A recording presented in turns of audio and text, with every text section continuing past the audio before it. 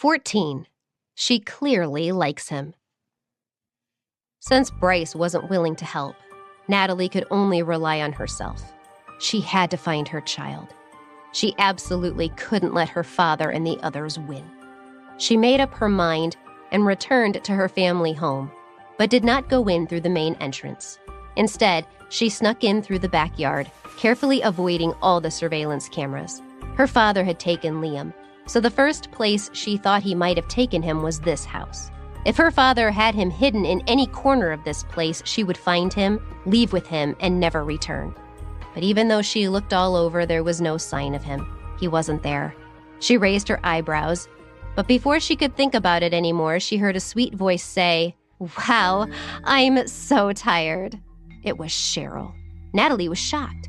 She immediately hid behind a potted plant, using the dense foliage to hide herself. Through the gaps between the leaves, she saw Cheryl and Nick slowly walking toward her. "If you're tired, why don't we go and lie down?" Nick raised his eyebrows with a suggestive smile. "You're so annoying," Cheryl scolded him playfully.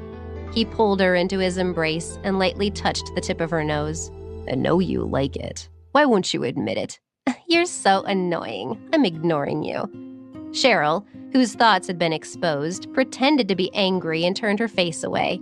But Nick continued to tease her, even though he knew she was pretending. Looking at the two of them and hearing Nick's sweet words, bitterness surged up in Natalie's heart, and she quietly clenched her hands by her sides. Back then, he had teased her like this. Back then, she had thought that he loved her and that they would spend the rest of their lives together. But this lack of trust in her after the incident had completely destroyed her feelings for him. When she thought about how she had once felt about this piece of trash, she wanted to laugh. She really must have been blind. "Dad told me to take care of that annoying kid."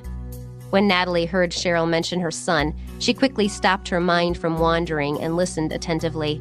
"He's at the hotel by himself. If anything happens, it'll be trouble.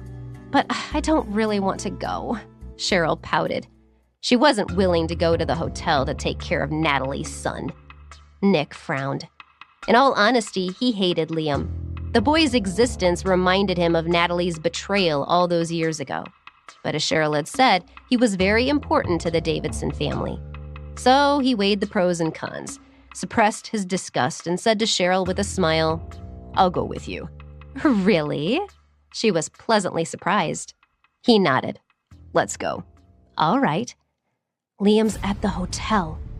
Natalie watched Cheryl and Nick's retreating backs. She followed them quietly. In fact, she followed them all the way to the hotel without them realizing it. But when she reached the front door, she was stopped by the concierge. "Miss, please show me your membership card." "Membership card?" Natalie frowned.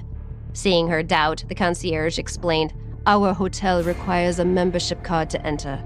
Natalie didn't have a membership card. She could only watch as Cheryl and Nick disappeared from her sight. She sighed in frustration, stepped back, and looked up at the hotel. She didn't know which floor Liam was being kept on. Meanwhile, in the restaurant on the second floor of the hotel, Bryce was eating with his parents. Robert and Michelle Claire had been living abroad for a long time. It was rare for them to come back to America, so Bryce had canceled his previous engagements and come to the hotel to meet them for dinner. As a parent, when she saw that her son still didn't have a girlfriend, despite being 32 years old, a suitable age for marriage, his mother felt anxious. "Bryce, when are you going to get married?" She put down the spoon she had been holding while eating and glared with dissatisfaction at Bryce, who was sitting opposite her. "When it's time, of course," he replied plainly. Hearing this, Michelle couldn't help but get angry. "You always talk back to your father and me. I think you wouldn't get married even if we died." "Mom." Bryce lifted his hand and rubbed his forehead. He looked at her helplessly. "I will get married, but I can't just rush into it." Hearing that, she let out a heavy sigh and her tone became more gentle. "I know you've been very busy these past few years, so busy that you didn't have time to think about your personal life. But now that the company is growing so steadily, it's time for you to make a plan. Your dad and I are still waiting to hold our grandson." Michelle said this while nudging Robert, who was still sitting beside her. He was surprised, but he reacted quickly. "Your mother is right. Now that the Clare family is in a stable position, you should relax. Find a girlfriend, get married. Did they think he could find a girlfriend just anywhere? That he could get married just like that? Bryce didn't know whether to laugh or cry. He shook his head. Then out of the corner of his eye, he caught a glimpse of a woman standing outside the hotel entrance downstairs. His gaze suddenly turned cold. Why was she here? Michelle noticed that something was wrong with him and frowned. Bryce, are you all right? He looked away and shook his head. It's nothing. He lowered his head to eat, but his eyes, which held a frosty expression, never left the woman. He hadn't expected her to follow him here. If he had known she would do this, he would never have helped her. Apparently, he couldn't shake her off so easily. A wave of disgust rose in his heart. He withdrew his gaze and continued to eat, pretending that he hadn't seen her.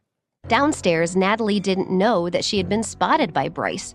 She continued to look up at the hotel, her teeth nibbling at her lower lip, her pretty little face clearly annoyed. She knew that Liam was inside, but she couldn't reach him. She was livid. It didn't matter, though.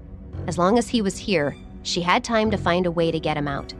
The most important thing right now was figuring out how to get inside. Just when she felt a loss for what to do, she saw an advertisement in the window next to her. The hotel was hiring waiters and waitresses. Natalie's eyes lit up. She had hope. She tore down the advertisement, returned to the concierge, and showed it to him. I'm not a member. I'm here to apply. Full story is available at novelpalace.com. Click the link in the comment section to get it free.